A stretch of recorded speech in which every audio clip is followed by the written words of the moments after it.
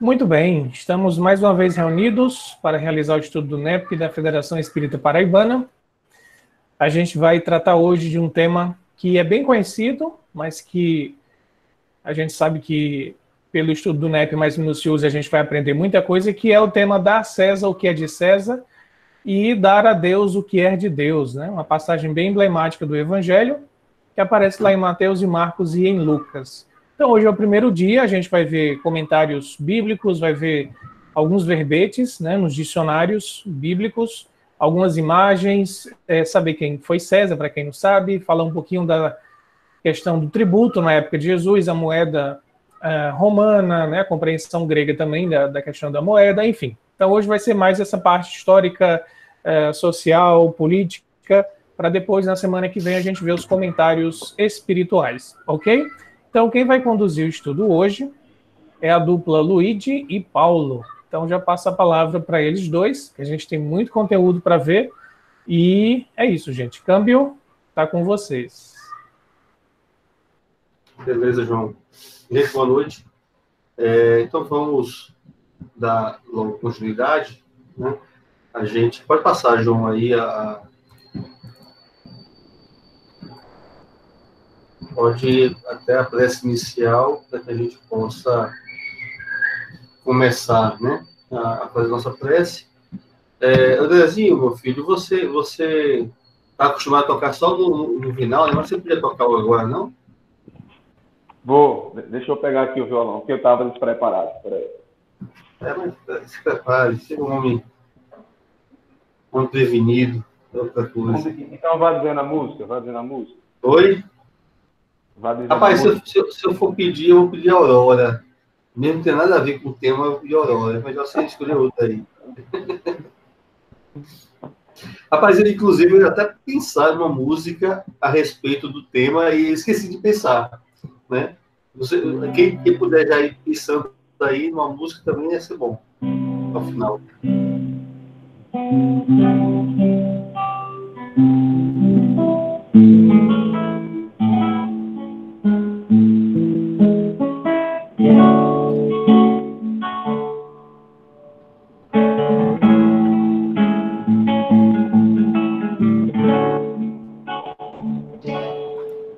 Quando muitas vozes cantam os corações, as canções que sempre fazem refletir, nossas almas se completam em vibração. As palavras são levadas através de um som que ecoa e faz soar,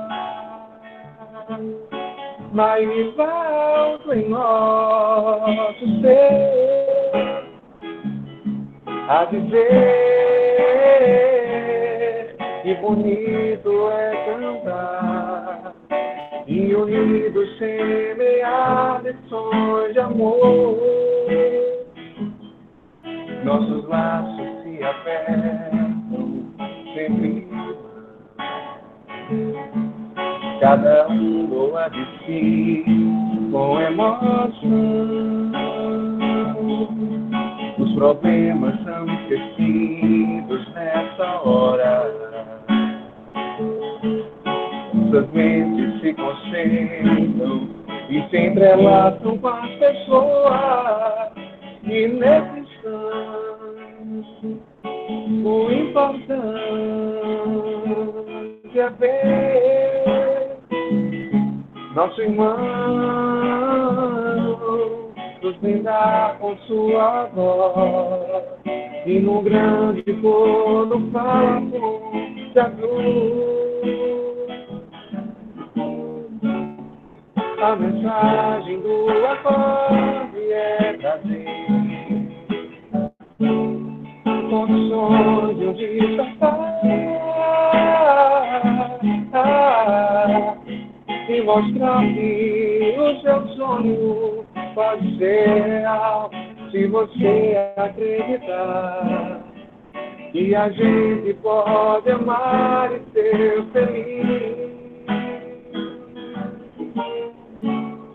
Nos acordes que compõem essa canção. Nós queremos te dizer que você pode mudar a sua vida, acredite em você e verá um novo amanhecer.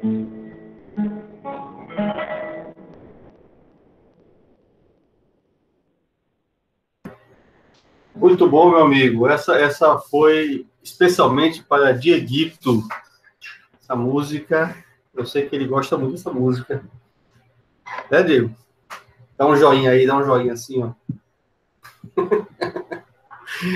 Então, vamos lá, gente. Vamos aí. Vamos para as perícopes. Nós temos essa perícope nos 3 evangelhos sinóticos. E aí vamos ver aqui na sequência, para variar, André Gaiuso, lendo a primeira perícope.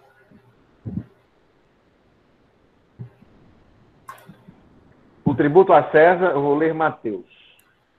A da esquerda eu presumo que seja Haroldo, né? Sim.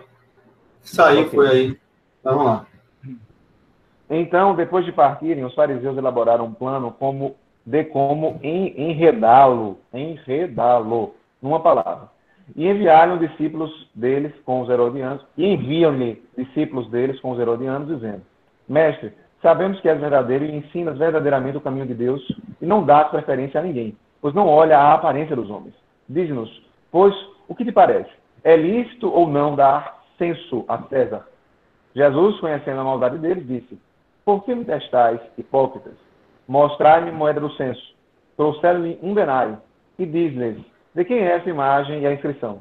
Eles lhes dizem: De César. Então, ele lhes diz: Restitui, pois, a César as coisas de César e a Deus as coisas de Deus. Ao ouvirem isso, maravilharam-se e, deixando-o, afastaram-se. Continua aí na Vida de Jerusalém. Continuo. Sim, ok, mesmo slide, né? Então, ok. Então os fariseus foram reunir-se para tramar como apanhá-lo, por alguma palavra. Eles enviaram seus discípulos, juntamente com os herodianos, para lhe dizerem: Mestre, sabemos que és verdadeiro e que de fato ensinas o caminho de Deus. Não dás preferência a ninguém, pois não consideras um homem pelas aparências. Dize-nos, pois, o que lhe parece? É lícito pagar imposto a César ou não? Jesus, porém, percebendo a malícia, disse-lhe: Hipócritas, por que me pondes à prova? Mostrai-me a moeda do imposto. Apresentaram-lhe um denário. Disse ele: De quem é esta imagem e a inscrição? Responderam: César. Então eles disse: Dai, pois, a César o que é de César e a Deus o que é de Deus. Minha carinha está no meio do slide, ó. Eu não estou conseguindo ver o resto. A César o que é Deus. Tarará, tarará, ouvirem isso, ficaram surpresos e tarará, tarará, foram-se embora. Certo, ótimo. Ao ouvir isso, ficaram surpresos e deixando, foram-se embora. Beleza. Pode passar, João. Vamos ver Marcos, Diego.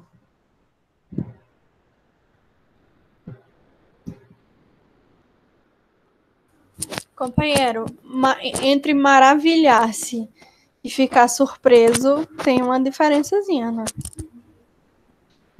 Tem. Bom, na verdade é o seguinte, o maravilhar-se, né, assim, ele tem vários sentidos, né, na verdade, sabe? Um deles você pode ter essa configuração de surpresa.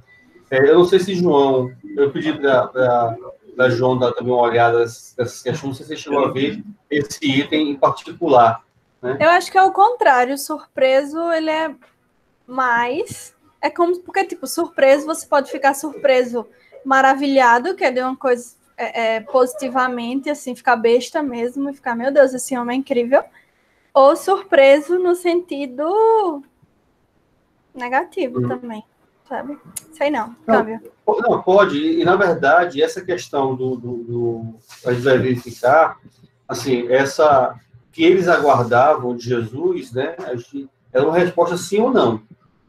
Né? E mais uma vez Jesus vem com a sua sabedoria e dá um nó, né, no que os caras queriam, né?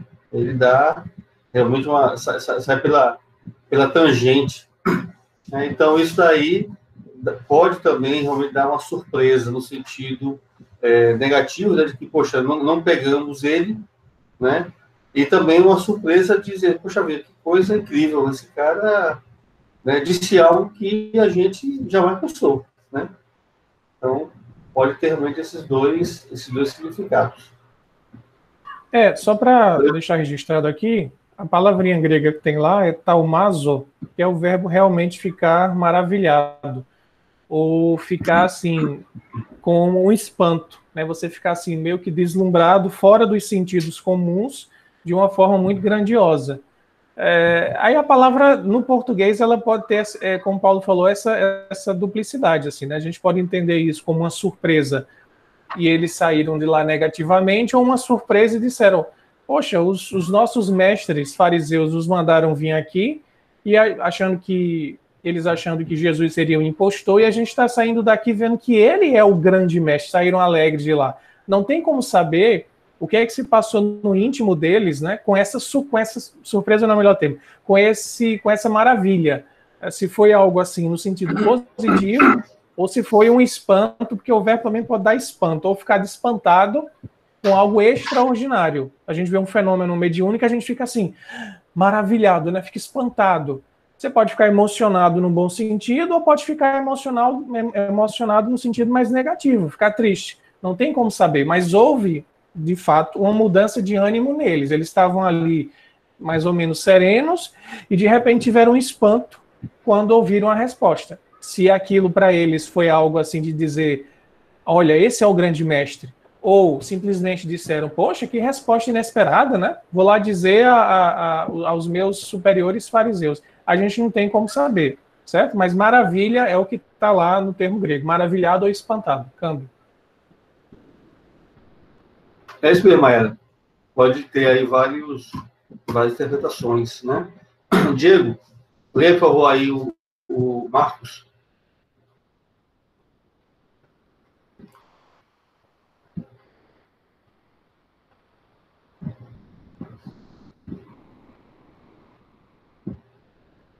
Teu microfone está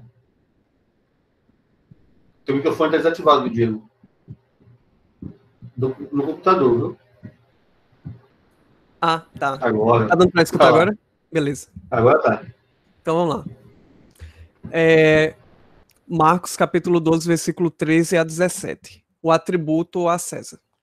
E enviaram-lhe alguns dos fariseus e herodianos para que o apanhassem em palavra. Ao chegarem, dizem-lhe, mestre, sabemos que és verdadeiro e não dás preferência a ninguém, pois não olhas a aparência dos homens, mas ensinas verdadeiramente o caminho de Deus. É lícito ou não dar censo a César? Daremos ou não daremos? Ele, porém, conhecendo a hipocrisia deles, lhes disse, por que me testais? Trazei-me um denário para que eu veja. Eles trouxeram e disseram-lhe, de quem é? E diz-lhes, de quem é esta imagem e a inscrição? E eles lhe disseram, de César. Jesus, porém, lhes disse, restituí, pois, a César as coisas de César e a Deus as coisas de Deus. E maravilhavam-se com ele.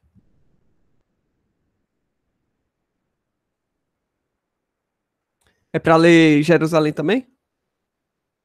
Tá desativado teu áudio, Paulo. Pode ler, é porque eu tô com uma extensão aqui. Pode ler. Tá. O imposto a César. Enviaram-lhe então alguns fariseus e dos herodianos para enredá-lo com alguma palavra. Vindo eles, disseram-lhe, mestre, sabemos que és verdadeiro e não dás preferência a ninguém, pois não consideras os homens pelas aparências, mas ensinas de fato o caminho de Deus. É lícito pagar o imposto a César ou não? Pagamos ou não pagamos? Ele, porém, conhecendo sua hipocrisia, disse, por que me pondes à prova? Trazei-me um denário para que eu veja. Eles trouxeram e ele disse, de quem é esta imagem e a inscrição? Responderam-lhe, de César. Então Jesus disse-lhes, o que é de César, dai a César, e o que é de Deus, a Deus. E ficaram muito admirados a respeito dele. Câmbio. Bom, aí a gente Só já vê a reforçando- questão da admiração, né? Oi, João, pode falar. Só exatamente isso que eu ia dizer. Assim, Marcos usa o mesmo verbo em grego, Mas aqui Jerusalém, quando coloca admiração, fica melhor. Você fica admirado. Assim, é mais perto do espanto. A outra tradução seria, é uma mudança de ânimo que leva a pessoa a pensar sobre aquilo, entendeu? A resposta de Jesus mexeu com as concepções comuns daquele grupo de pessoas. Foi uma resposta que mexeu com eles. Eles saíram dali assim, poxa, e Aristóteles usa esse mesmo termo para dizer que a filosofia só começa quando você tem um espanto, quando você fica assim, maravilhado com a natureza, você começa a fazer perguntas. Então não é só mudar o ânimo, é mudar o ânimo e fazer a pessoa pensar sobre algo que ela até então tinha uma opinião assim, tranquila ou não tinha opinião nenhuma, entendeu? Câmbio. Beleza. A gente vai ver um quadro comparativo depois com alguns trechos, né? Comparando aí os 3 evangelhos sinóticos. Vamos para frente. Vamos ver Lucas. E quem vai agora ler para nós é Hotel Cataratas. Hotel Cataratas, nosso amigo Israel. Vamos lá, então. A Bíblia de Jerusalém, né?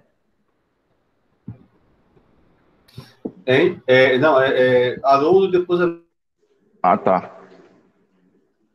Observando, enviaram emissários subordinados, encenando serem eles próprios justos, a fim de o apanharem numa palavra, de modo a entregá-lo ao poder e autoridade do governador. E lhe perguntaram, dizendo: Mestre, sabemos que falas e ensinas retamente, e não aceitas a aparência, mas ensinas verdadeiramente o caminho de Deus. É lícito ou não a nós dar tributo a César? Percebendo a astúcia deles, disse-lhes: Mostrai-me um denário. De quem tem a imagem e a inscrição? Eles disseram: De César. Ele lhes disse: Pois bem, restitui a César as coisas de César e a Deus as coisas de Deus. E não foram capazes de apanhá-lo na alguma palavra diante do povo. Maravilhados com a resposta dele, calaram-se. Pode seguir, amigo. Jerusalém. E ficaram de espreita, enviaram espião que se fingiram de justos, para surpreendê-lo em alguma palavra sua, a fim de entregá-lo ao poder e à autoridade do governador. E o interrogaram: Mestre, sabemos que falas e ensinas com retidão, e sem levar em conta a posição das pessoas, ensinas de fato o caminho de Deus. É lícito a nós pagar o tributo a César ou não? Ele, porém, penetrando-lhes a astúcia, disse: Mostrai-me um denário. De quem traz a imagem e a inscrição? Responderam: De César. Ele então disse: Entregai, pois, o que é de César a César, e o que é de Deus a Deus. E foram incapazes de surpreendê-lo em alguma palavra diante do povo e, espantados com a sua resposta, ficaram em silêncio. Câmbio. Muito bom. Aqui, então, aí a Bíblia de Jerusalém já traz espanto, né?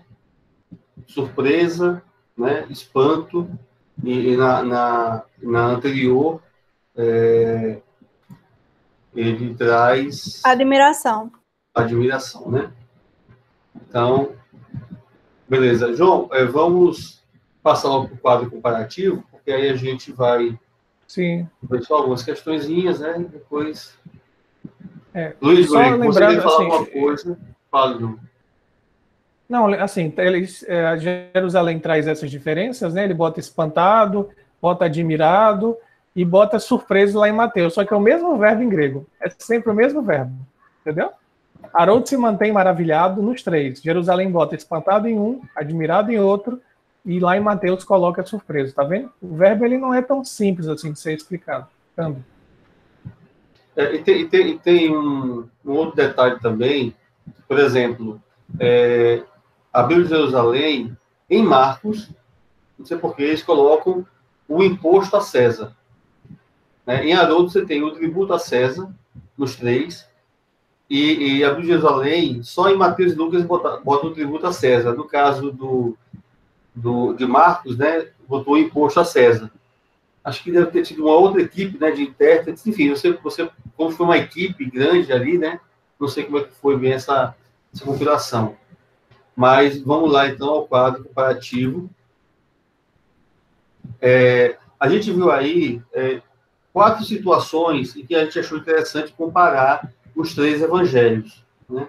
Então, lá no início, com relação a quem foi enviado, né? Quem é que foi lá com Jesus. Então, lá em Mateus, você tem lá que os fariseus elaboraram um plano, né? Depois de sair de lá, né? De uma situação anterior, e enviaram os seus discípulos com os herodianos. Já em Marcos, né, são os fariseus, ele não fala em discípulos de fariseus, né, juntamente com os herodianos, para que o apanhassem em palavra. Né? Então, a gente está vendo aí que o herodiano, no caso, ele é muito importante aí nesse contexto. Né? E em Lucas, ele coloca aqui, observando, enviaram emissários subornados, encenando serem eles próprios justos, a fim de o apanharem em alguma palavra. Então, emissários subornados. Aí você pode ter, a Bíblia vai trazer espiões, né? Que são pessoas... Oi, Larissa? Eu queria tirar uma dúvida. Enviam-lhe discípulos deles. Esses deles não seriam discípulos dos fariseus, não? São, exatamente. É isso mesmo. Discípulos dos fariseus, né? Juntamente com os herodianos. Né? E em Lucas, né, a Bíblia de Jerusalém vai trazer espiões. Né? De qualquer forma, são pessoas que foram enviadas para testar Jesus, que tinham outros interesses por trás. Né? Na questão do versículo ali 18 em Mateus, Jesus, conhecendo a maldade deles, disse: por que me testais, hipócritas? Em Marcos, né, ele fala, conhecendo a hipocrisia, né, então ele contempla também a questão dos hipócritas, e em Lucas está somente percebendo a astúcia deles. Na parte que vai Jesus pedir a moeda, né, para verificar a imagem, a inscrição, em Mateus, ele pede a moeda do censo, né, a moeda lá do tributo.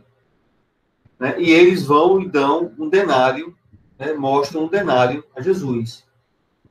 Já em Marcos e em Lucas, Jesus já teria pedido o denário. Né? Mostrai-me, trazei-me um denário, mostrai-me um denário. E na questão lá do final, em Mateus, diz, ao ouvirem isso, maravilharam-se e deixando, afastaram-se. Né? Marcos também teve essa questão de se maravilharem. Em Lucas é que tem uma diferença maior, né? E diz que não foram capazes de apanhá-lo em alguma palavra diante do povo, que era exatamente o objetivo deles inicial, né? Que era enredá-lo, colocá-lo em uma cilada. Né? E, no final, tem maravilhados com a resposta dele, calaram-se. Então, algumas questõezinhas assim, um pouco diferentes. Eu vejo mais diferença nessa questão da moeda, quando Jesus pede o denário, em Marcos e Lucas, diretamente. Né? Luiz, você quer complementar alguma coisa, meu amigo? E alguém tem alguma pergunta, alguma dúvida? Não, amigão, vá seguindo que na sequência a gente vai se conectando. Então, beleza. Se ninguém tem mais o que perguntar, João, pode passar. Sim, aí agora o que acontece? Nós vamos ver 2 vídeos. O primeiro vídeo é do canal Mormon, ele é de 57 segundos, e temos depois o René Kivitz, tá? Então a ideia é que a gente possa colocar aí os 2 endereços e assisti-los de uma vez só, tá? Para a gente evitar estar indo e voltando duas vezes. E o remake em vídeo dá para ver assim, muito bem com 1.5 de velocidade. Pelo menos.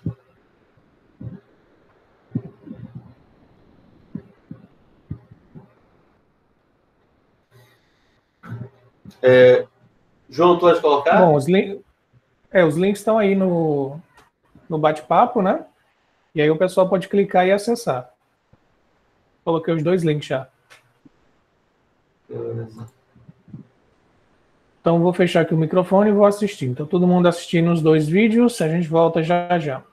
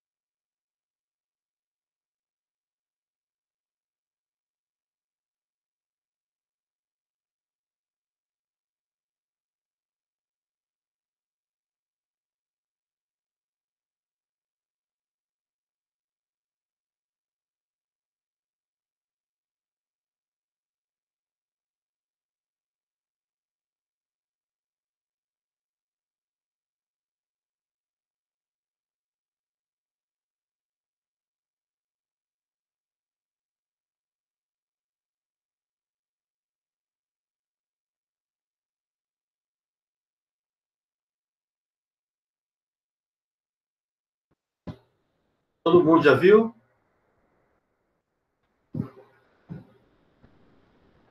Então, vamos bom, o canal dos Mormons é só para a gente poder ver, né, o contexto, que ver lá a cena, né, em que você tinha...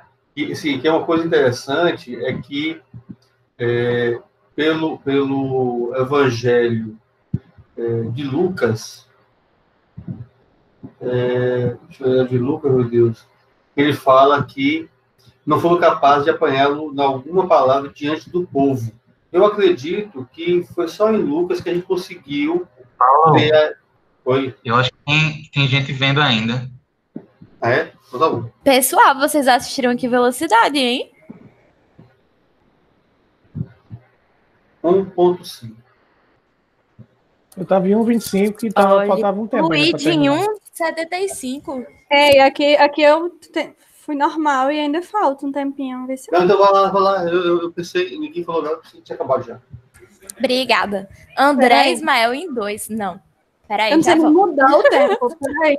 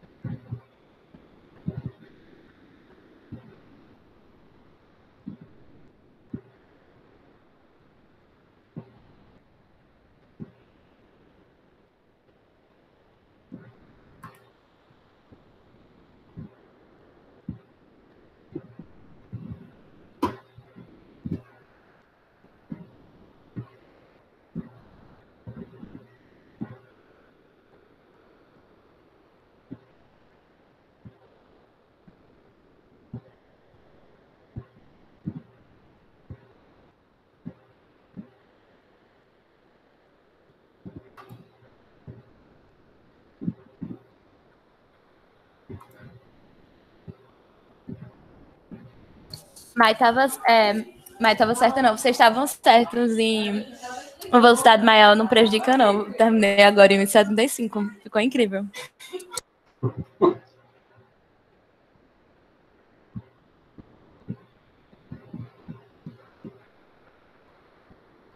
Eu acho que já dá pra ir, viu? Vamos lá, né? Aqui deu. E eu achei normal, então deu. Ainda Ok. bem que Mike veio dizer que não tinha acabado. Eu só tinha Bom, ficado aqui, ó. O Com lágrima. canal dos Mormons, né, assim, ele mostra a cena com bastante gente ao redor, né?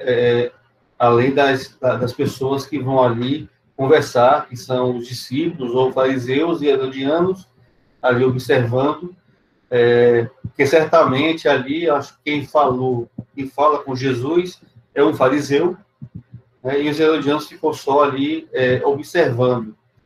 Mas eu acho que é só em Lucas que a gente vai verificar que eles não foram capazes de apanhá-lo em alguma palavra diante do povo, né? Ou seja, que tinha gente ali ao redor. Os demais evangelhos, eles não dão a noção de que estaria uma conversa ali, digamos, os discípulos de Jesus, juntamente com os herodianos e os fariseus, ou se tinha mais gente, né?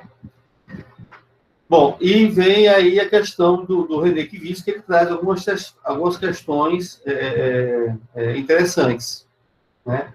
Como, por exemplo, a bomba de retardo, né? A bomba que só depois a pessoa muitas vezes vai entender depois, né? Embora, de alguma forma, a questão dos terem se maravilhados, admirados, né? Surpresos, dá a entender que eles entenderam muito bem a mensagem naquele momento lá com Jesus, né? E tem também uma coisa assim, que eu vou só abrir para vocês agora falarem, e nosso amigo Luigi, que ele fala muito a questão da marca, né? Da marca que existe, seja na moeda, seja nos homens. Na moeda tem a marca do César, né? Nos homens tem a marca de Deus. Então, quem tem a marca colocada deve ser devolvido a ele, porque seria, digamos assim, o proprietário, né, daquilo. E aí vai falar muito essa questão de que todos nós, seres humanos, temos a marca de Deus, precisamos então dar a Deus tudo que é de nós, né? Quem gostaria de fazer algum comentário? Me chamou a atenção quando o Kivitz falou no começo dos dois grupos, né, que foram abordar Jesus. Fariseus, ou discípulos dos fariseus, como Mateus coloca, e os herodianos. Assim, eles foram de caso pensado porque tinham um inimigo em comum. Jesus, para eles, era um inimigo em comum. Então, os herodianos iam representando Roma e os fariseus iam representando a tradição judaica mais dominante. Então, se Jesus desse uma resposta a favor de Roma, os fariseus iam protestar. Se Jesus desse uma resposta em favor da tradição judaica, os herodianos iam protestar e iriam ter o testemunho. Então, assim, eles queriam justamente isso. Eles foram lá pensando, ele só tem duas opções para responder. Ele não tem uma terceira opção. Ou é A ou é B a resposta. A que ele der, ele prejudica o outro grupo. E o outro grupo está aqui testemunhando. E na hora que testemunhar a resposta, vai ter para eles, né, uma base para poder incriminar Jesus. Jesus dá uma resposta que não é nem A nem B, e deixa eles perplexos, confusos, maravilhados. Isso eu achei sensacional, porque a armadilha foi feita para pegar naquilo que eles pensavam em campo de possibilidade, nas únicas duas opções de resposta. E aí Jesus vem com a letra C, que eles não imaginavam, né? Isso é sensacional. Câmbio. Só para complementar também, a gente viu isso recentemente, que foi naquele estudo justamente que o pessoal pergunta, né? E João Batista, você acha que ele é de Deus ou sabe? Mesmo que eles perguntam se João Batista ele era... Se o batismo de João, se o batismo de João, né? Era uma autoridade que vinha de Deus ou se vinha dos homens? Isso, era justamente isso. A pergunta era essa. Então, são duas possibilidades. É uma coisa daqui da humanidade ou é uma coisa divina, né? É letra A ou letra B? E Jesus retruca dizendo, né? Eu vou responder só se vocês me responderem uma coisa. Né? Aliás, eles perguntam com que autoridade Jesus fazia aquelas coisas. E aí Jesus retruca com uma pergunta, que é essa. João Batista era de Deus ou dos homens? E aí, como eles não respondem, Jesus também não responde, sabe? E uma coisa que fica clara é que isso não é uma esquiva de Jesus, isso é também uma modalidade de debate e que era conveniente à época de ser feita. João, pegando um pouco o gancho que você falou, a gente vai explicar um pouco mais à frente, que essa união deles, dos herodianos e os fariseus, foi muito conveniente, né? Porque eles tinham ideias contrastantes, né? Divergentes. Por exemplo, os fariseus, a gente vai dar uma olhada nisso, os fariseus eram contra o pagamento do imposto, ao passo que o outro grupo, os herodianos, eram a favor. Então, como eles tinham esse inimigo em comum, foi conveniente essa união, né? E aí a gente vai destrinchar um pouquinho mais esse trecho.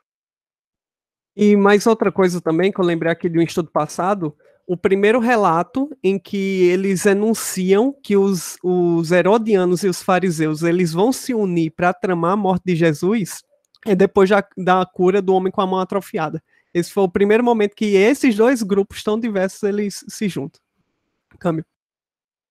Cabe mais uma, já que meu amigo Diego complementou, já me lembrei de outra coisa que a gente viu no estudo, né, Paulinho? Você pode me complementar aqui, que eles já tinham tramado enredar Jesus, mas do ponto de vista mais da violência física, né? Na passagem de Mateus 21:46, se não me engano, né? Que a gente já passou, né? E não deu certo. E agora eles tentaram enredá-lo, né? No bom português, colocá-lo em saia justa, ou na sinuca de bico, né? Ou na berlinda, como os correlatos aí, assemelhados, mas também não conseguiam. Agora, na passada, no caso, pelo visto, os herodianos não estavam presentes nessa do Mateus 21:46, né? Já eram os fariseus, e como o João disse mais cedo no grupo, acho que já estavam tão cansados de apanhar que eles mandaram os discípulos para ver se dava uma descansada, né? Enfim, mas Ismael ia falar, Ismael? Mandaram os estagiários. Exatamente. Você está me ouvindo? Bem, que eu estou testando aqui uma coisa nova. Sim, dá para ver. Bucha de canhão, meu amigo. No vídeo, tem uma fala do René Kivitz que talvez a gente até explore mais na interpretação moral, nos comentários espirituais, mas ele fala que, assim como os poderosos inscrevem suas imagens nas moedas, Deus inscreveu a sua imagem no homem, né, na humanidade. Eu achei fantástico isso. E aí ele vai colocar como se... Enfim, eu nunca tinha tido essa percepção, nunca tinha entrado nesse lado de como se houvesse esse preceito, como se Jesus estivesse resgatando um preceito da vida e da essência divina no ser humano, né? E eu não sei se vocês perceberam também, se é porque eu estou nesse clima, mas eu percebi que há uma discussão bem atual sobre economia e vida, que é bem interessante, né? Nesse sentido aí, onde o valor da vida é colocado acima. Enfim, só jogando aí verde aí para vocês. A gente refletir depois. O interessante também, né, falar que o Israel fez, e também faz essa comparação ali, todos os poderosos, né, a moeda, e ali comparando a moeda divina, né, ali joga a responsabilidade até sobre César. César também está cumprindo com as questões divinas, porque também ele é imagem e semelhança divina.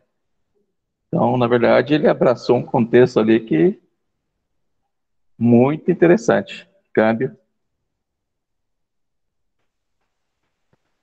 Vocês devem ter percebido também, assim, complementando o que o Ismael falou, né, questão de economia e de vida, medindo esses dois valores, dois grupos que eram opostos se uniram contra algo que eles consideravam inimigo. Mas, na verdade, não existia uma simpatia verdadeira. A gente também está vendo isso muito na nossa sociedade contemporânea. Vou dizer mais nada, câmbio, vamos seguir. Exatamente. A gente vai perceber no estudo, uma coisa que me tocou, nós conversamos, né, eu e o Luigi, que essas questões políticas no país, elas estão muito bem representadas, continuam da mesma forma a atuação nossa, né? E a gente vai verificar também que nós mesmos temos participação nisso, né? Mas vamos seguir, tem muita coisa para a gente olhar. Então, vamos lá, momento Diego. Opa, é hora do onde, quando, quem, o que, como, de que, por que com acento. A nossa e remendado. Está remendado. Esse é um oferecimento a um amigo nosso muito querido aqui, tá, do grupo, viu? A gente fez isso aí com muita satisfação. E o remendo foi feito do... Gratidão, amigo. Corrigindo. Vamos lá. Bom, seguindo, depois do Hotel Cataratas, o melhor hotel de Foz do Iguaçu, vamos para Ismael. Opa, vamos lá, então. Onde e quando? Veja só, vou ler. Deixa eu só explicar aqui, Joel, rapidinho isso aí. Isso é um comentário, porque ele traz exatamente que a partir daí, em Lucas, são perguntas capciosas e respostas autoritativas de Jesus, né? E essas respostas autoritativas são aquelas respostas por autoridade, mas que você não é autoritarismo, né? Eu estava vendo no dicionário, falava, por exemplo, pais autoritativos, eles dialogam, têm autoridade, mas dialogam com seus filhos. Então ele vai trazer que teve de Lucas 20, 44 até 41, 44, vamos ter situações dessas perguntas capciosas, tá certo? E aí, então, ele vai fazer um comentário que ele trouxe algo de tempo e de local, só para a gente refletir. Pode ler aí. Ok, amigo. Sem qualquer indicação quanto ao tempo ou lugar, Lucas aqui começa a apresentar seu registro com respeito às perguntas capciosas feitas a Jesus durante a semana da paixão. Entretanto, o lugar teria sido o templo. Conferir Marcos 12:35. Quanto ao tempo, é o tempo ou o tempo? É tempo mesmo.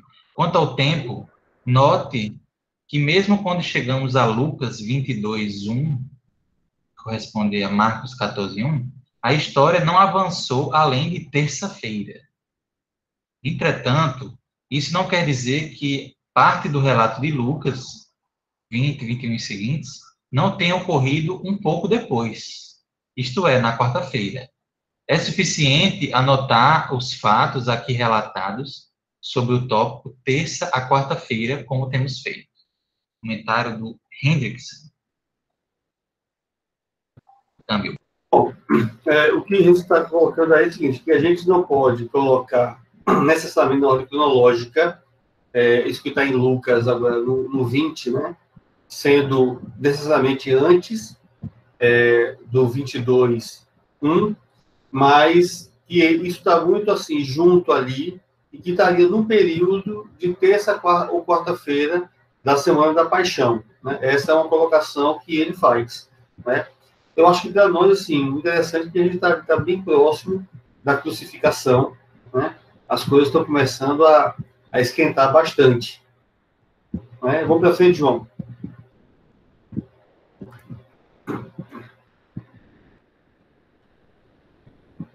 A gente vai entrar agora para ver um pouco sobre as moedas, né? Sobre o denário. Tá? Israel, lê, por favor, amigo. Vamos lá, então. Denário. O denário ou dracma, termo ático, era a principal moeda de prata dos romanos naquela época, talvez valendo 20 centavos de dólar norte-americanos, embora com muito maior poder aquisitivo do que essa quantia representa hoje em dia. Geralmente é usado para indicar um dia de salário, o que se verifica na escala de soldados dos soldados romanos. Ver também Tobit 5:14. Alguns intérpretes asseveram que o salário diário original era ordinariamente menor que um denário, pelo que o oferecimento de um denário inteiro em pagamento de um dia de trabalho era um salário liberal. Lemos que os acordos verbais sobre o pagamento esperado e o trabalho a ser feito eram válidos de conformidade com a lei, isto é, as condições tinham de ser satisfeitas de ambos os lados, ou poderia haver dificuldade diante as autoridades civis. Um dia de trabalho era considerado o tempo desde o nascer do sol até o aparecimento das estrelas. Enciclopédia da Bíblia, Teologia e Filosofia, Champlin. Vamos dar uma sequência para ver essa questão da moeda, porque aí alguma dúvida que surgir, a gente discute em cima do bloco de slides que estão sobre ela, tá? Vamos dando continuidade aí. Cadê? Quem que está na fila? Falta Larissa ler. Passou direto. Não é ordem alfabética, não? É porque Larissa tá junto de Ismael. Ela saiu do computador dela. Ah, tá. Então tá junto, né? Então vamos lá, Larissa. Pode ler que você está com dois advogados fortes aqui, Maiara e Diego. Vai lá. Sem problema. Moedas romanas. A unidade básica do dinheiro romano era o denário de prata, que valia o salário de um trabalhador do campo, e mais do que o salário diário de um soldado romano. A moeda de maior valor era o aureus, que valia 25 denários. Seu peso, fixado por Júlio César em 49 a.C., era de cerca de 125,3 gramas. Mas, na época de Nero, já havia sido depreciado para 115 gramas. Aí aqui tem uma tabelinha. Quer explicar a tabela, Paulo? É a relação, né? Isso, é só uma correlação de alguns trechos que Champlin traz, né? Porque ele vai falar, por exemplo, vai falar do quadrante, que é a menor moeda romana. Né? Esse quadrante, ele, por exemplo, ele valeria 2 leptas judias, que é a menor moeda dos judeus, que é a moeda citada lá no óculo da viúva, quando ela vai lá depositar no gasofilácio, né? Esse quadrante, ele representa 1/4 do asse e 1,64 do denário de prata, que é essa moeda aí básica, a unidade básica de Roma. E aí vai falar, né, o trabalhador da fazenda ganhava por dia 64 quadrantes, ou um denário. O asse de cobre valia 1/16 do denário. O bom samaritano deu ao dono da hospedaria 2 denários, né, ou seja, deu ali 2 dias de trabalho, né, é um valor significativo para a sua época. Lá em Apocalipse 6,6, uma medida de trigo e 3 medidas de cevada equivaleria a 1 denário, né? E Baixamos de fazer aqui uma observação que isso seria em momentos de escassez, que teria essa correlação. E o áureos, né, que seria a moeda de ouro, né, ou o denário de ouro, que seria, equivaleria a 25 denários de prata. Ok? Então, vamos seguir para a gente ver. Em seguida, vem aí a foto de um áureos.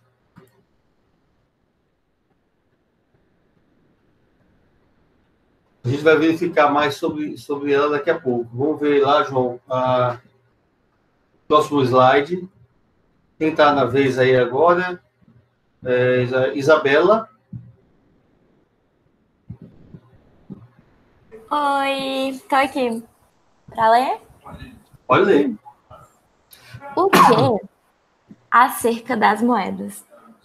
A Palestina judaica fazia circular as suas próprias moedas de cobre, omitindo a imagem do divinizado imperador, que era ofensiva para os gostos judaicos. Embora após 6 depois de Cristo, elas fossem, no entanto, moedas romanas. Porém, moedas estrangeiras que estampavam a imagem do imperador e mencionavam o seu divino status eram de comum circulação na Palestina, onde a cunhagem de moedas, tanto de ouro como de prata, não era permitida. O dinar de prata, provavelmente cunhado em Lyon, era obrigatório para pagar impostos tanto na Palestina como em qualquer lugar no Império, e o povo judeu tinha que usá-lo, gostasse ou não. Os revolucionários, em 6 depois de Cristo, protestaram violentamente quanto ao uso de tais moedas e incorreram em terrível retaliação romana. Se os questionadores de Jesus estão aqui interessados no pagamento dos impostos romanos, eles obviamente não tinham que estar carregando essas moedas. A réplica que põe o interrogador em má situação era característica dos mestres populares em ambas as tradições, judaica e grega.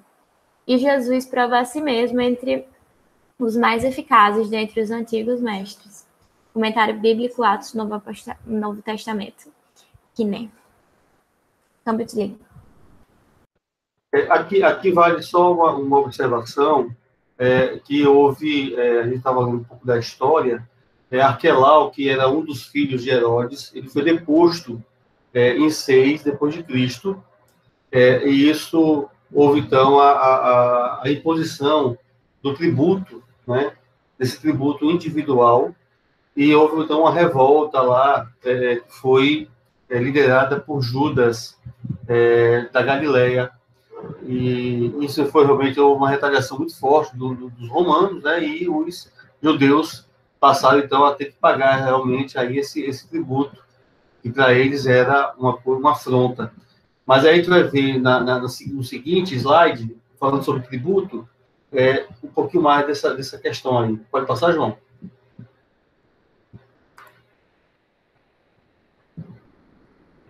Júlia, você pode ler, Júlia?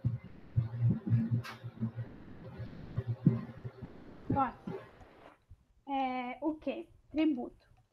O tributo a que essa passagem se refere era uma tarifa que, depois da deposição de Arquelau, em 6 depois de Cristo, era cobrada pelo procurador de cada adulto masculino na Judéia, ser pago diretamente à tesouraria do império. Uma vez que essa moeda levava a imagem do imperador, o qual atribuía divindade a si mesmo e pretendia ter autoridade suprema não só nos assuntos políticos, mas ainda nos espirituais, como sumo pontífice.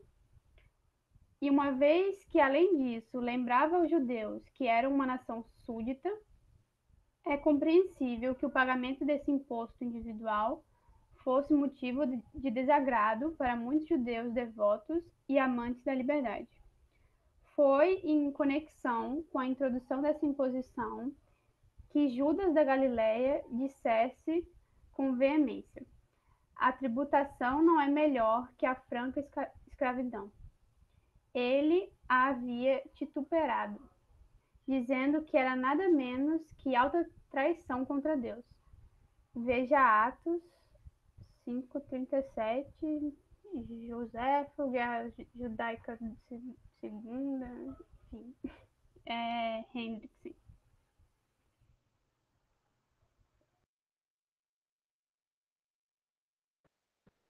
Beleza. Vamos ainda, como a gente está ainda vendo a questão aí de moeda, vamos até o próximo, aí a gente abre para quem quiser fazer alguma colocação. Vai lá, João. Só uma coisinha, aí é dito que o tributo era cobrado de cada adulto masculino, né? Então, mulheres, crianças, enfim, estavam isentos. Só isso, para deixar registrado. Isso, e no caso, isso na Judéia, né? Porque Arquelau, ele era rei da Judéia, Samaria também, enfim, era um daqueles filhos heróis. Mas isso era o quê? Por mês? Ou a gente não tem essa informação? Boa pergunta, não tem essa informação. Vou até pesquisar, Mayara, ver se a gente encontra qual era a periodicidade desse tributo. No caso aqui acho que era qualquer movimentação financeira, Paulo, assim, de compra, porque era tudo à base de troca, não era assim, acho que era algo fixo, você plantava, colhia lá, e essas coisas, assim, pagava o tributo. Eu não saberia dizer não, Israel. Teria que dar uma pesquisada nessa periodicidade. Luigi, leia aí, Luigi. Está valendo também. Leia aí esse da imagem de inscrição. Imagem de inscrição. O denário do tempo do reinado do então imperador Tibério representa, no avesso, a cabeça desse imperador. No verso, é exibido sentado no trono. Ele usa um diadema, e está vestido como sacerdote. As inscrições, com as abreviaturas, como indicado em que o V equivale ao nosso U, eram as seguintes. Aí tem uma verso e o verso, a tradução e a dos dois, né? Do verso e do verso, respectivamente embaixo. Gostaria de convidar meu amigo Andrezinho, que tem um latim impecável, certa feita ele me confessou, para fazer essa leitura. Imagem e inscrição. Do tempo do reinado do então imperador Tibério representa, no verso, a cabeça desse imperador. No verso, é exibido... Não é para repetir, não, homem. Era só o latim mesmo, amigão. Se liga.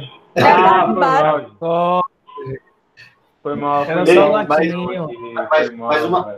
Mais uma coisa, viu? Só para... uma coisa que o Andrezinho está aí, ele fala aqui, essa questão do V e do U, né? Nós temos aí nos nossos fóruns, a gente tem, normalmente o fórum, ele é escrito com o V no lugar do U, né? Eu acho que deve ser exatamente para representar aí o direito romano.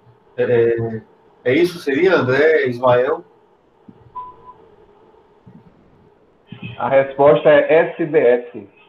Só Deus sabe? Mas a gente vê, né? No fórum ele tem essa seção. Fórum com... é isso mesmo, gente. Pelo V, né?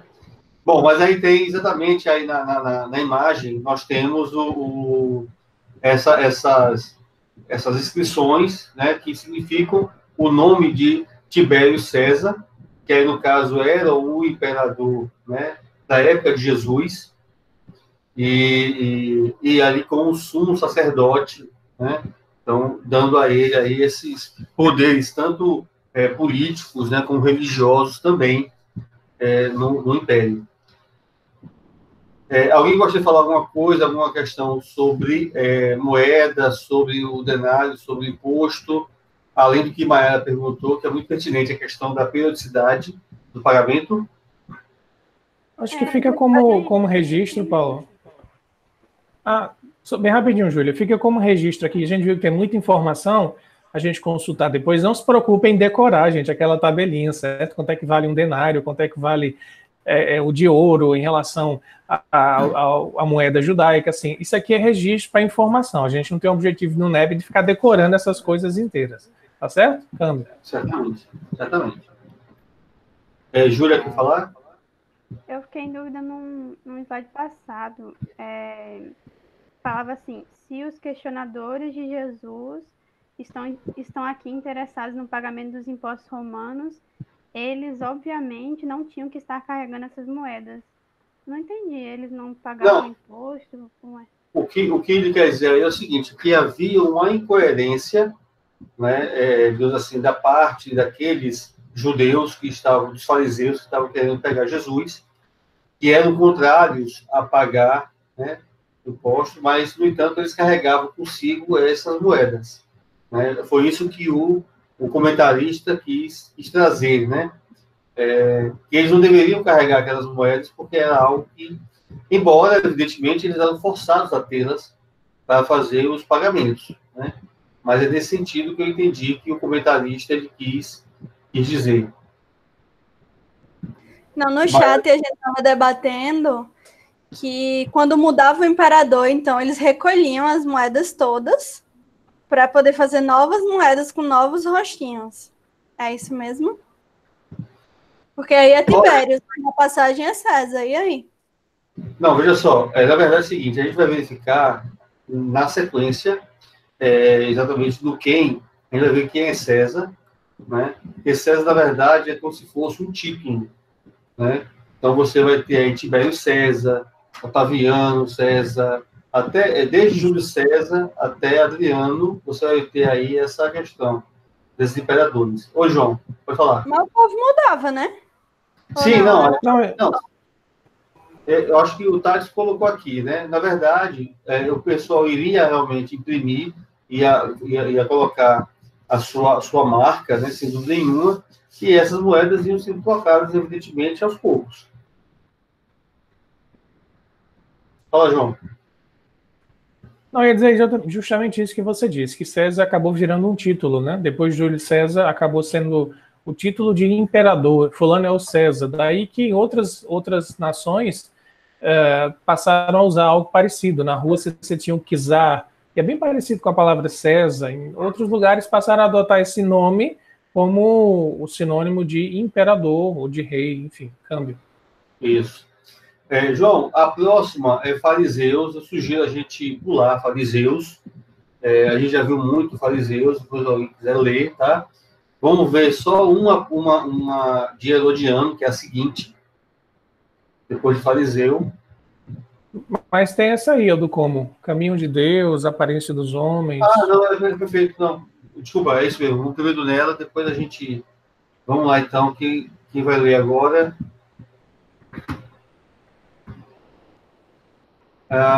Quem foi? Foi Luiz, né? Marisa?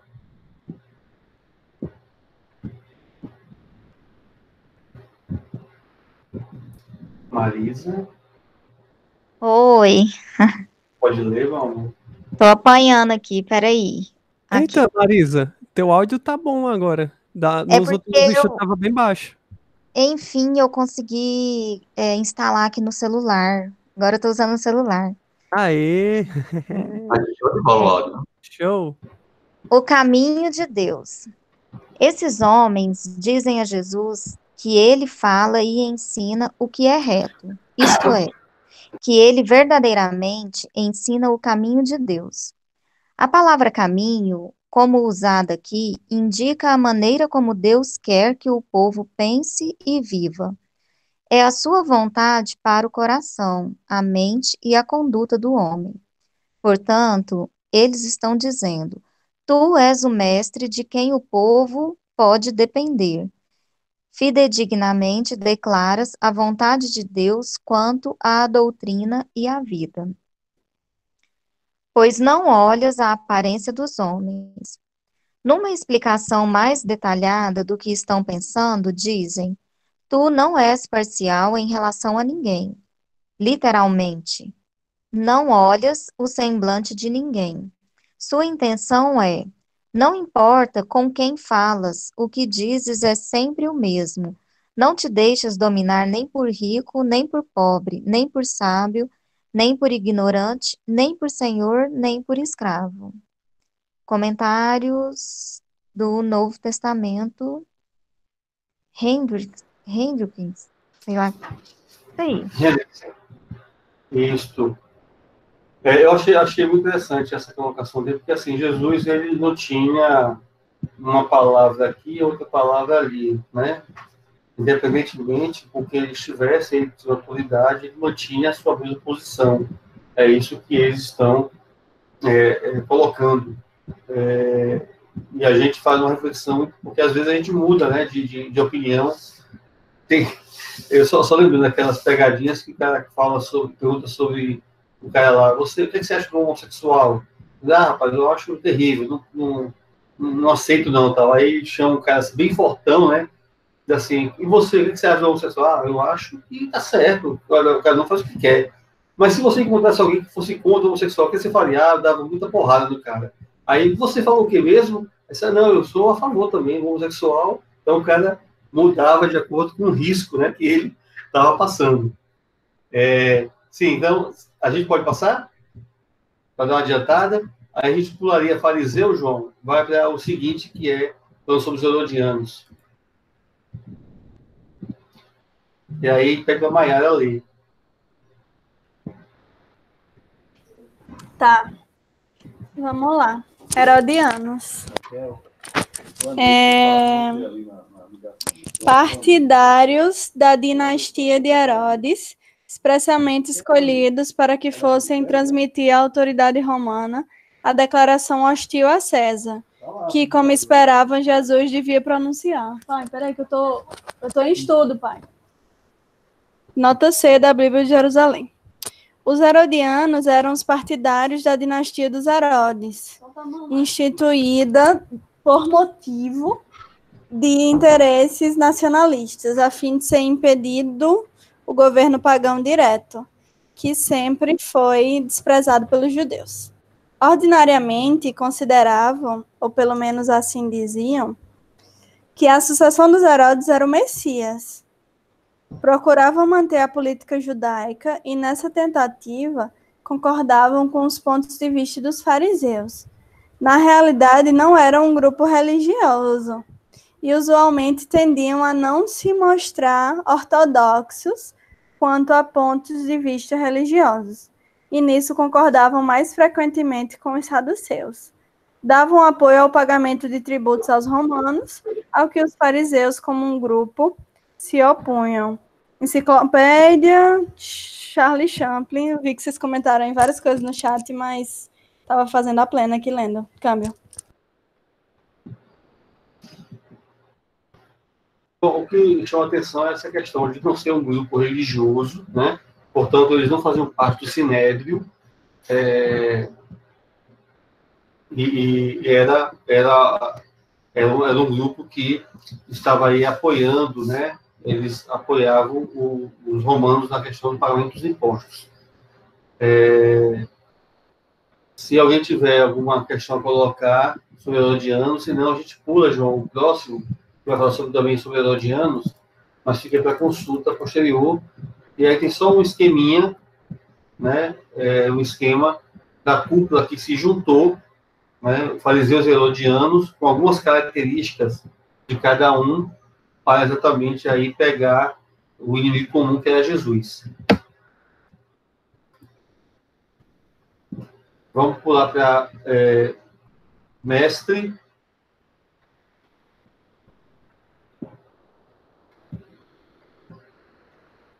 Mestre também a gente já viu. Menina, eles eram completamente diferentes um do outro mesmo, viu? Os dois grupos. Sim. Mas com o mesmo inimigo eles se juntavam, né? A gente vê isso também. Jesus promovendo a união da humanidade. Nayara.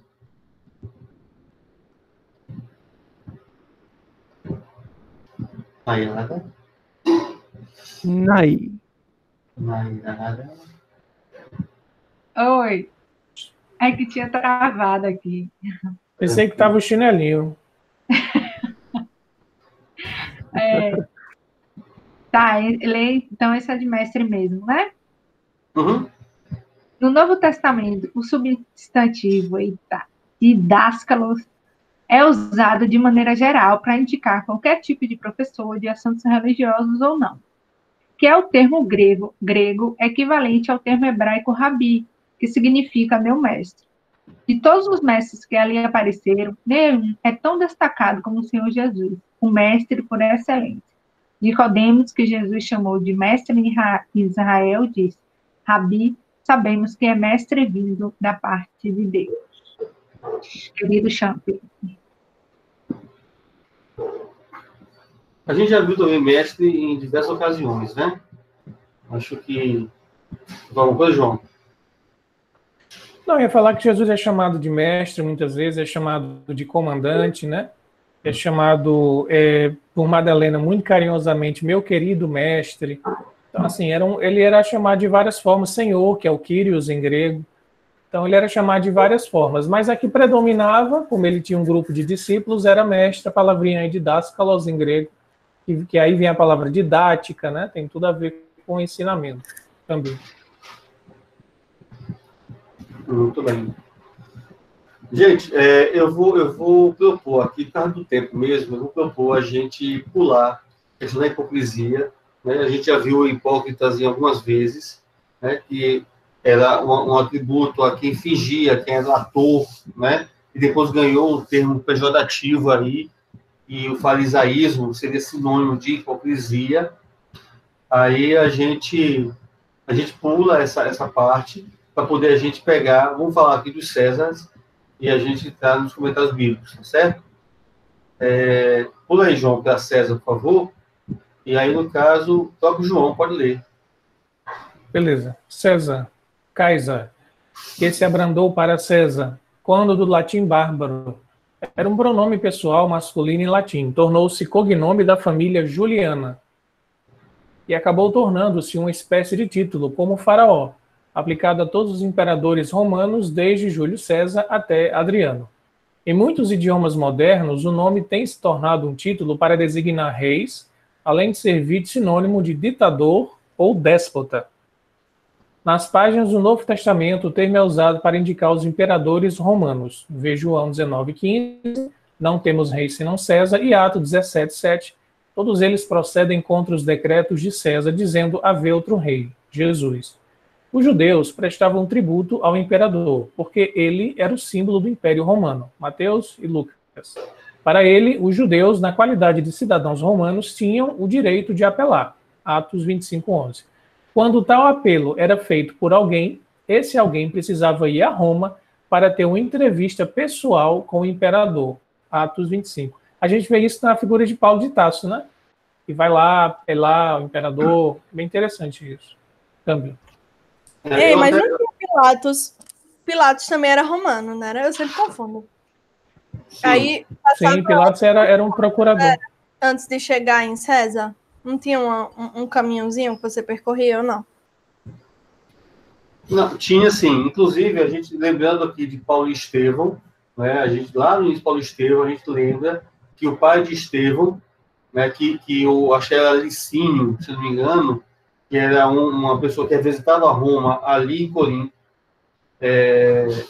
ele até deu a chance para que houvesse algum tipo de apelação, de alguma reclamação, né? E o pai de Estevão, né, acho que José Debe, enfim, ele foi reclamar e o Estevão e Abigail tentaram demover o pai daquela ideia, tal, né? E foi numa cilada, na verdade, porque perdeu o pouquinho que tinha restado, ele perdeu e depois incendiou, né? Não sei se todo mundo já leu o livro, mas incendiou lá a fazenda, tal, foi terrível, né? E aí ele foi preso, né? Morreu, Estevão foi pegar as galeras, Abigail, enfim, vamos embora, depois a gente vê Paulo e Estevão.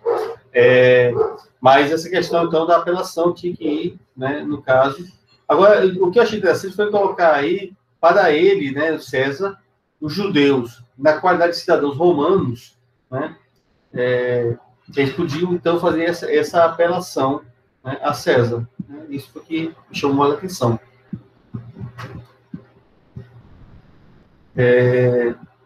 Vamos ver aí, no caso, um pouco sobre Júlio César e Tibério, só para a gente verificar quem iniciou, né, com essa questão.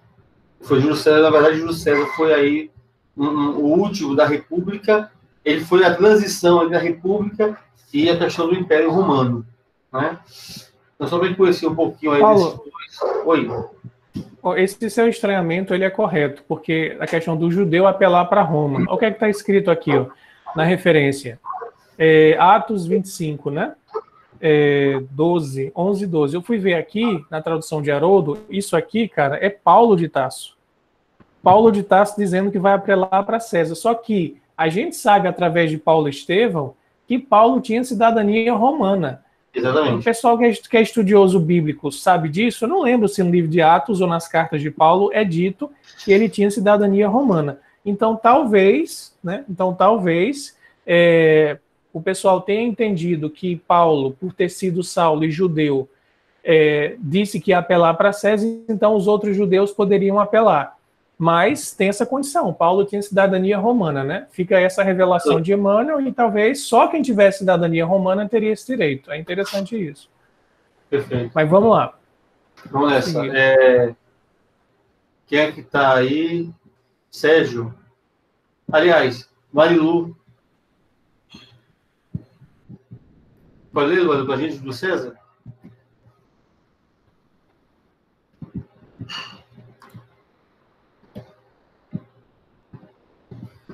Falta ativar teu microfone. Marilu.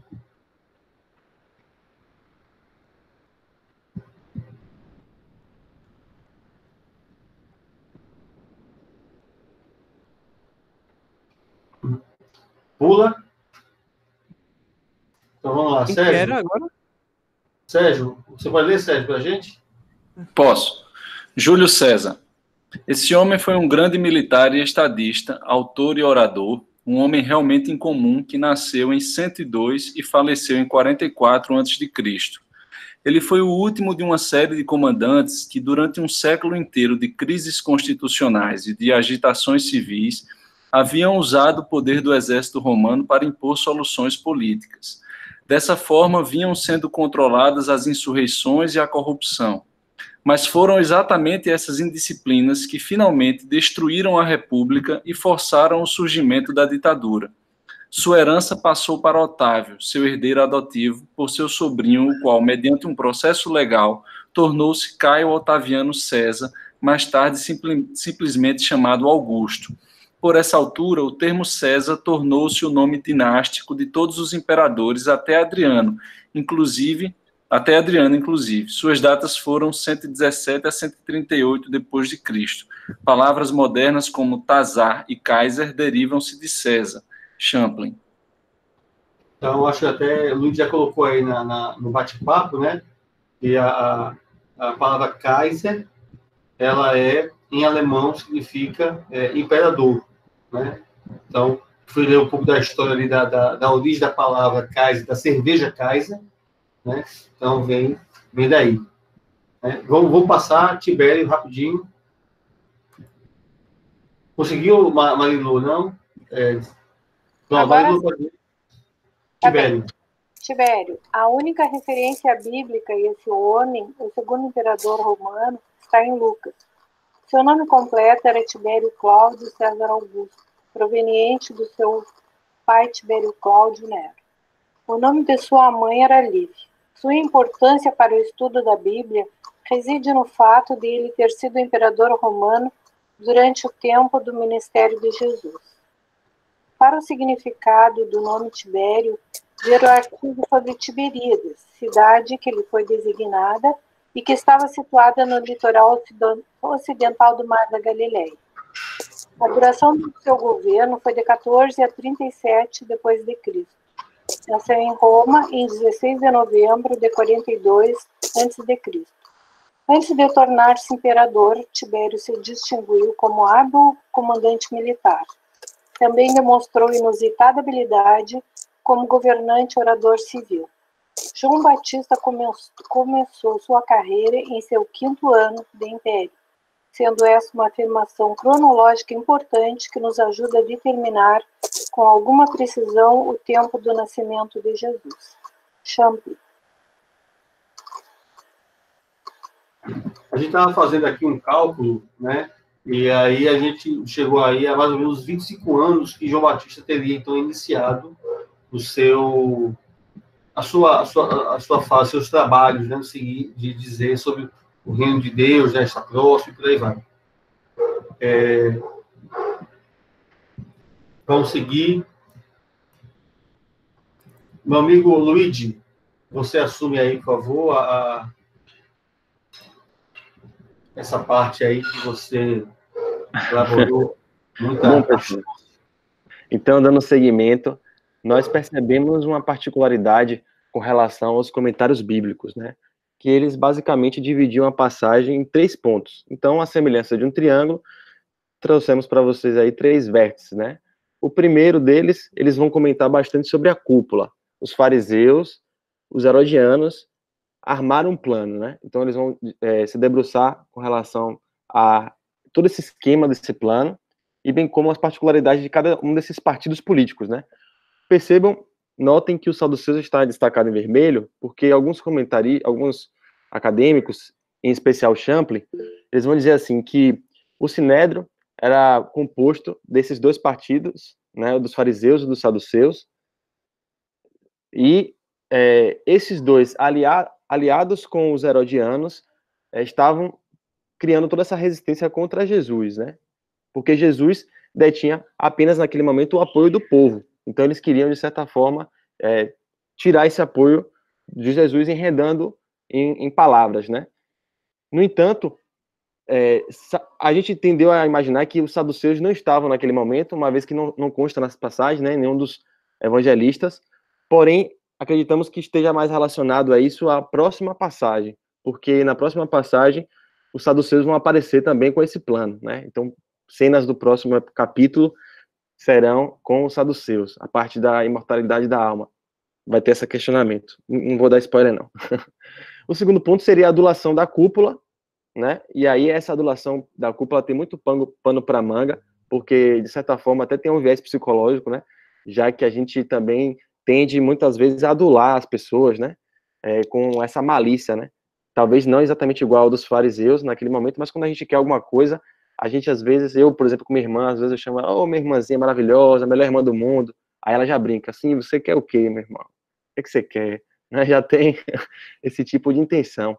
E, por fim, a resposta de Jesus e os aspectos relevantes acerca dos tributos. Então, vamos tentar na velocidade 1.75 ou 2.0, né? Perpassar por todas essas três vértices, essas 3 abordagens. Então, com relação à primeira parte, quem é que pode dar seguimento? Deixa eu ver a nossa listinha. Quem é que... Agora é Thaleson. Thaleson, beleza. Vai lá, amigão, por gentileza.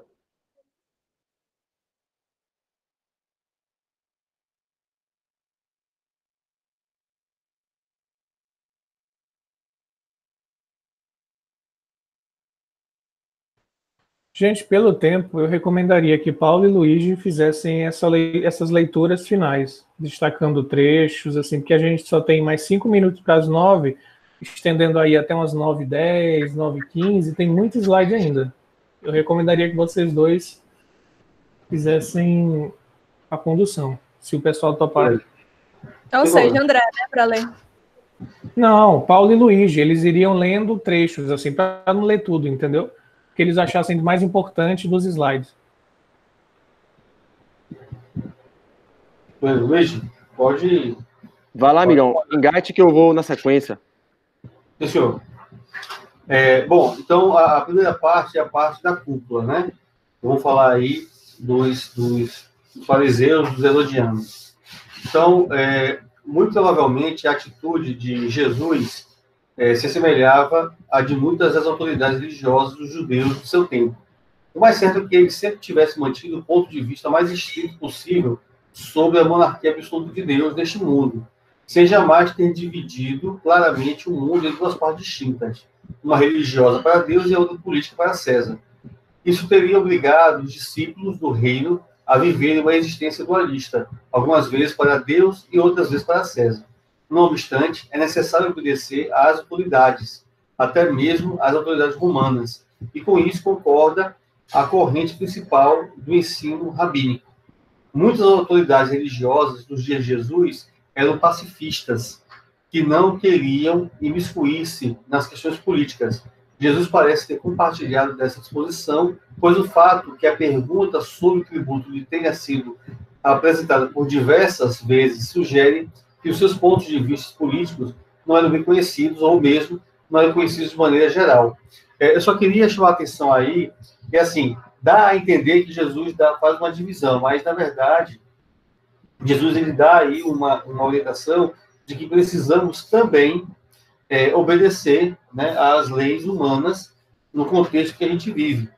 Eu lembro muito de Chico Xavier quando ele dizia, na época da ditadura, que a gente devia estar obedecendo, fazendo as coisas. Por quê? Porque isso significa você dar harmonia, né, no contexto que você vive. E a harmonia é algo de Deus. Né? Pode passar, João, essa questão aí. Eu acho que a próxima... um comentário rapidinho, assim, como ele fala aí, né? Muitas autoridades tinham um ponto de vista pacifista em relação a isso. Olha, Roma tinha um império, todo mundo sabia que se entrasse em guerra, Roma iria vencer, então não tinha como vencer Roma pela espada. E muita gente, mesmo imaginando que fosse possível vencer de alguma forma pela espada, não queria estar matando ninguém. Um dos mandamentos é não matarás. Então, assim, você vai ali lidando com a situação, embora desagradável, né? Tentando por outros caminhos, pelo diálogo, por outras formas, suavizar aquele jugo romano, mas nunca bater de frente. É como o Gandhi fez com os ingleses, ele não batia de frente, ele encontrou outros caminhos para poder libertar a Índia da dominação britânica. E Jesus também não ia ficar batendo de frente, como os zelotes faziam, né? É importante lembrar que tinha a corrente dos zelotes, que eram judeus que pegavam em armas e que matavam romanos.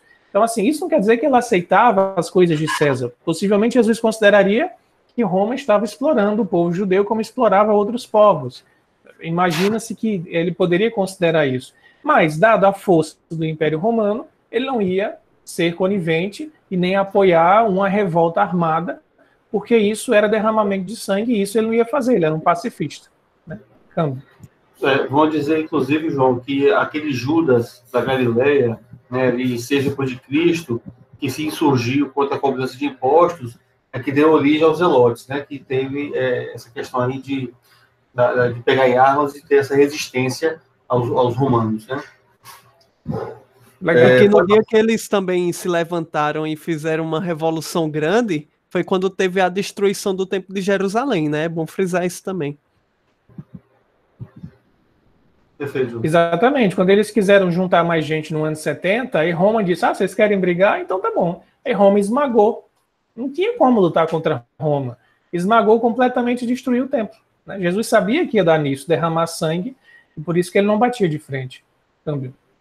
Paulinho, acho que isso a gente pode passar também. Porque Vou pro outro, né? Isso. Do esquema. Vai lá, Luigi. Bom, então esse, pessoal, é o último slide que fecha esse primeiro bloco, né, esse primeiro vértice aí do nosso triângulo, que seria acerca do plano. Então, em resumo aí, acho que esse esquema sintetiza essa ideia, acho que a gente pode atacar, né, interpretar o esquema para não ter que ler todo o texto. Então, em primeiro lugar, os fariseus articulam a cilada, e aí os acadêmicos vão dizer que esse plano foi traçado pelo Sinédrio, né, dá-nos a entender essa ideia. E aí por quê, né? Porque Jesus ainda tinha o apoio do povo, então eles queriam que Jesus perdesse esse apoio do povo, ou pelo menos que esse apoio fosse enfraquecido, para que eles pudessem ter essa prerrogativa, essa justificativa, né? E o que fazer? Então, apoiar Jesus justamente no assunto controverso e polêmico, que era o pagamento de impostos, que ainda continua sendo até hoje, né? Para muita gente. E, por fim, que assunto? O pagamento de imposto, que é um assunto delicado e que eles fugiam, né? Não tinham interesse algum em discutir acerca disso. Aí agora a gente vai para a segunda parte, vamos nos debruçar nessa questão da lisonja, né, dos elogios. Então, lisonjeira, né, aí pode ser entendido como adulação, bajulação, como o Mai falou no início do texto, é uma abordagem usada por esses homens que era totalmente falsa, né? Eles tentaram pegar Jesus desprevenido, sugerindo que ele sempre falava a verdade e não se importava com o que as pessoas pensassem a seu respeito. Aí, os interlocutores acreditavam que havia colocado firmemente o mestre nas teias de um dilema, né? De saia justa, ou sinuca de bico.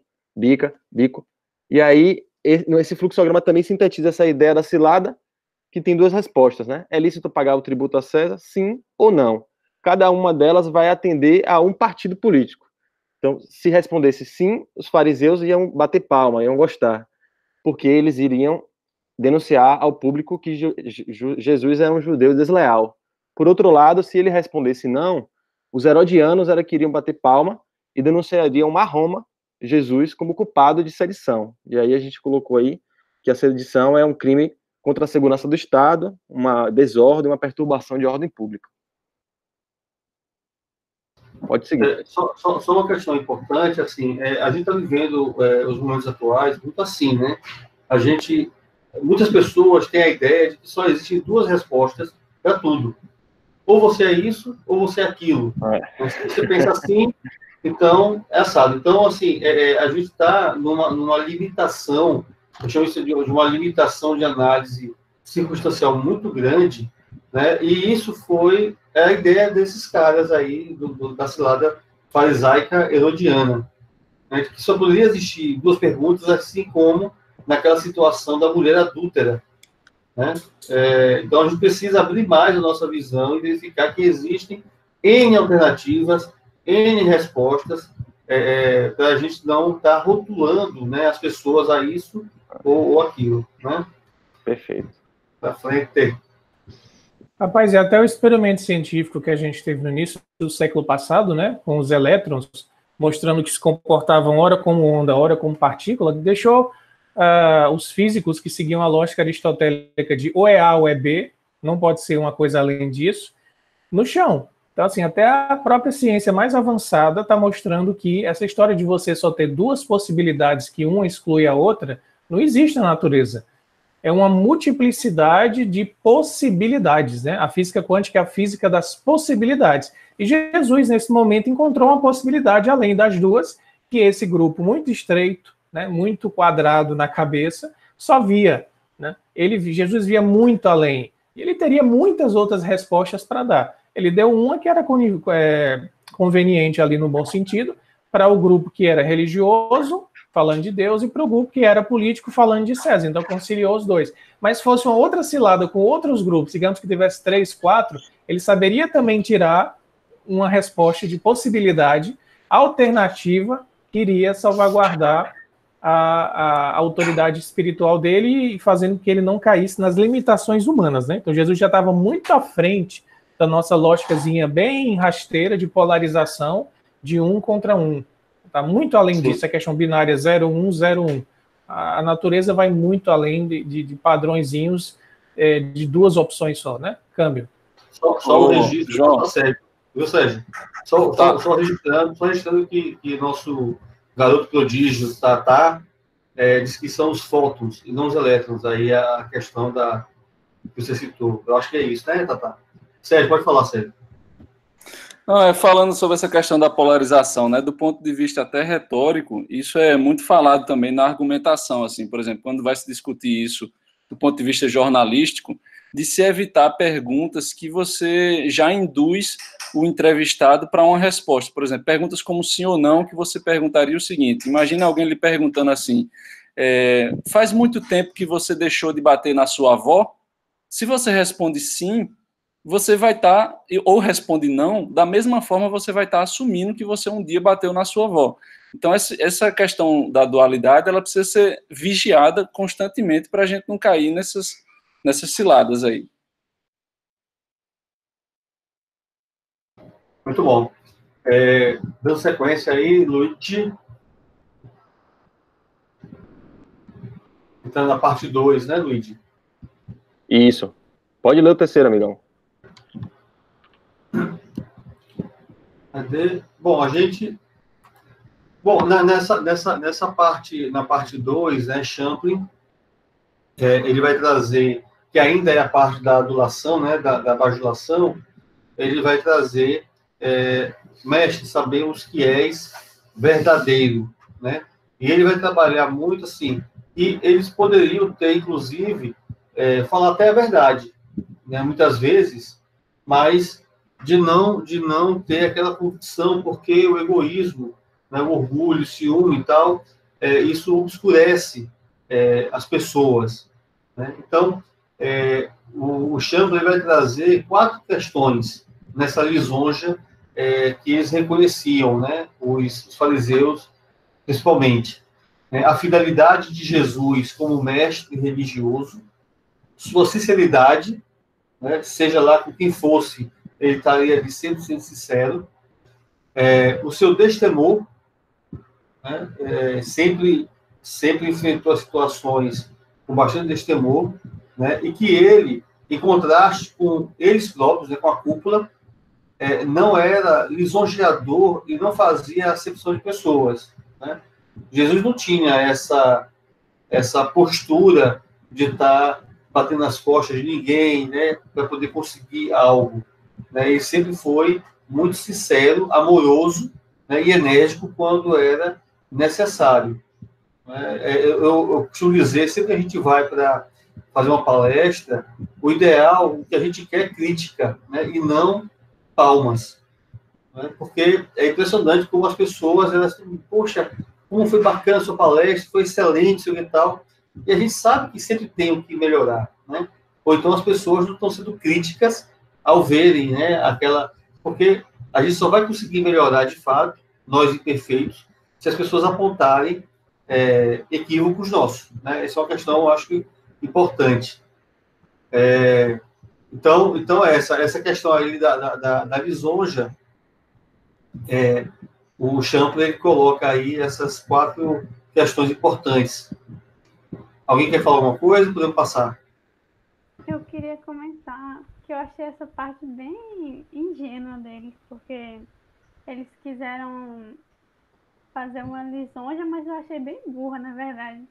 Que a fala deles foi muito...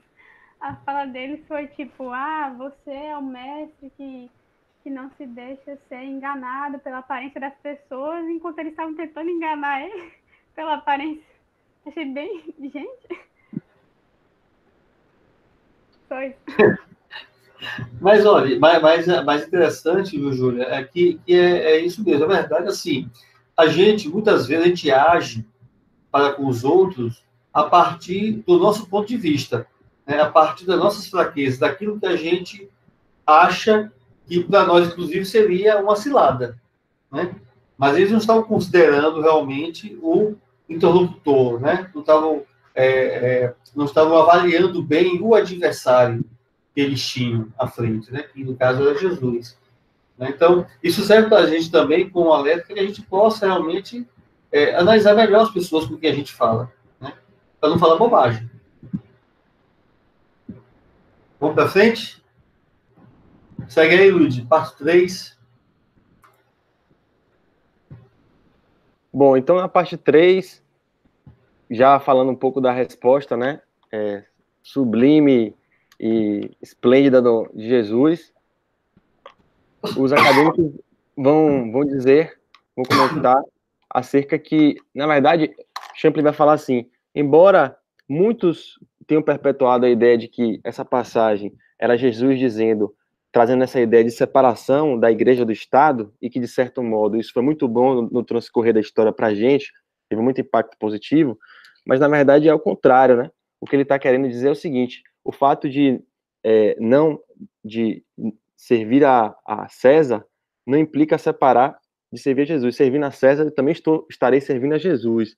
Então, é para que possamos ter essa consciência, despertar essa consciência da importância de César e de Jesus, e que não são de César e de Deus, que não são coisas mutuamente excludentes, como bem citou João, trazendo esse exemplo da ciência, né? A gente vive sempre nesses embates de um e de outro. Então tem essa ideia também de de esse teor espiritual da mensagem que a gente, depois de 2000 anos, a gente ainda tem dificuldade um pouco de entender, né? Só chamando a atenção aí nesse slide, né, que eles assim, ó, o verbo dar, né, quer dizer literalmente devolver, né? Então, ó, devolve a César, não é de César, não está aqui a sua imagem, isso aqui é de César, então devolve a ele o que é dele, né? E a Deus o que é de Deus, que aí vem muito aquela questão do René Kivitz, onde ele fala da marca, né, de Deus em todos nós. Próximo slide. Essa que eu acho que pode pular, né, Luiz? Só um comentário com o que você falou do verbo dar, né? Embora a gente tenha colocado o título da perícope, dá a César o que é de César e a Deus o que é de Deus, isso para a gente facilitar também outras pessoas que forem pesquisar os vídeos no YouTube, né? Quando a gente vai fazer, só para o pessoal ficar sabendo, né? Quando a gente faz a reunião da coordenação para planejar os temas e montar o calendário, a escolha das perícopes, gente, a gente compara os títulos que a Bíblia de Jerusalém dá com que Haroldo dá, a gente também pensa em alguns temas, não só no nosso grupo, a gente pensa também que esse vídeo vai para o YouTube e outras pessoas vão pesquisar, entendeu? Então a gente também tem que pensar nesses contextos. Mas Haroldo coloca bem aqui na tradução, uma nota do rodapé, ele coloca restituir na tradução e bota nota do rodapé, né? Devolver, restituir, enfim. Então Haroldo já deixa registrado que é não doar, assim, fazer algo além, mas assim, é simplesmente, é dele, já é dele, então devolva o que é dele. Você não está fazendo nada demais, você está só cumprindo uma justiça, dando ao cara o que é do cara já. Ok. Segue aí. Então, eu acho que pode pular, né? Não é, Luiz? O seguinte, que vai falar, né, da inscrição, ou você quer falar dessa parte aí que está em negrito? Ativa teu microfone, Luiz, está desativado. Opa, obrigado. Essa parte, Paulinho, é muito parecida, como você falou, com a contribuição do René Kivitz, né? A gente talvez possa interpretá-la um pouco pelo viés assim do espiritismo, que também nós trazemos no nosso perispírito, né? Intrinsecamente, todo o desenrolar das nossas experiências, né? Nada acontece ao homem que não é particular ao homem. Então, a gente também, diante desse momento de pandemia, nós temos algo a aprender e isso está em nós, né? Então, nós sabemos disso, temos esse compromisso, como está lá na Evangelização do Espiritismo. Santo Agostinho fala, vocês já sabiam disso quando vocês encarnaram, né? Então, isso já está intrínseco, assim como na moeda já está lá a cara do César, então já está no nosso perispírito também as experiências que a gente vai precisar se desenrolar, se desenvolver, para poder desenvolver todos os atributos que precisamos vir a trabalhar. E aí eu acho que termina, né? Ou tem um último? Não, tem mais dois aí, mas assim, até já são 9h15, eu acho que nós podemos retomar a próxima reunião falando desse finalzinho aí, né, fazendo uma recapitulação que é feita de qualquer modo, e a gente inicia com os textos espirituais, né, para a gente não ir muito longe, muito tarde. Pode Exato. ser assim, né, João? Vamos fazer assim? A gente vai ter 5 textos na próxima semana. Sim, beleza. Vão ser 5 textos. Eu vou colocar no grupo lá perguntando quem vai participar e quem não vai participar. A gente vai fazer uma lista única para que todo mundo se manifeste, dizendo que vai ou que não vai, tá certo? Para poder a gente. Paulo. Oi, Mayara. Não, já que você está falando de próximas semanas, é o seguinte: o próximo estudo é o meu, tá? Quem está comigo é Maura, só que eu acho que Maura marcou lá, acho que antigamente, quando ela ainda participava, né? Eu acho que ela não está mais participando nesse momento, vai voltar posteriormente. Então, fica aí o convite para quem quiser adentrar nos mistérios do casamento, da lei mosaica, e que uma mulher fica viúva, é obrigada a casar com um cunhado. Se juntem a mim aí, venham falar comigo no privado, tá? Vaga abertíssima. Meu amigo, em tempo de recessão, vai ter tanta gente perdendo emprego aí, uma vaga aberta dessa, eu vou dizer uma coisa, viu? Pois é. Inclusive, Paulo e Luigi, se vocês quiserem novamente estar no estudo, venham. Eu estou olhando um bocado de gente aqui que Olha. E Scooby veio correndo pra cá enquanto você falava, Maio. Eu acho que ele quer. Tá. Então já beleza. preencheu. Mas eu vou colocar lá no grupo, então, para vocês se manifestarem com relação ao dever de casa, tá certo?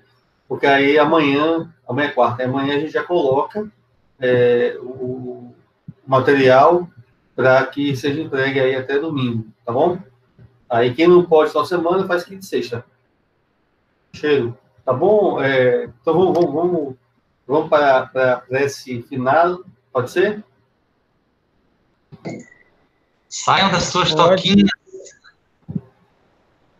Apareçam. Estou dizendo para o pessoal sair das tocas. Apareçam. Sim, já até. Mostre aí as suas caras. Hoje ficou um mosaico bem bonito aqui na minha tela. Aqui também. Abram as câmeras, gente. Bonito é você, Diego. É porque eu apareci. Ei, abram aí que eu vou tirar um print agora. Abra aí, gente. Todo mundo. Quem puder. Tá faltando Marilu, até o Cataratas e Tatá. Como é o comando mesmo, gente? Ctrl D. Não. Ctrl D pra... Ctrl D é tirar o microfone. Ctrl D é o microfone. É pra quê? Tu vai nos 3 pontinhos. Consegue, não? Para aparecer todo mundo. Alterar layout aqui, achei. Obrigado. Pronto, lá vai. Opa, peraí. 1, 2, 3 e já! Oi. Vou colar lá no grupo. Vamos ver como. Rapaz, tirei aqui uma dando um close em Isabela. Vou colocar lá também. Eu tava tentando mostrar pra vocês, Scooby. Ele acompanhou o estudo hoje bem direitinho. Vocês estão vendo? Bem quietinho. Lorde. Pois vamos fazer nossa prece, então? Vamos lá. Andrezinho. Qual é a música?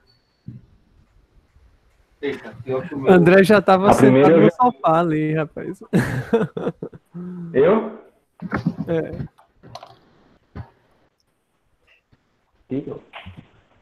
Diga aí a música.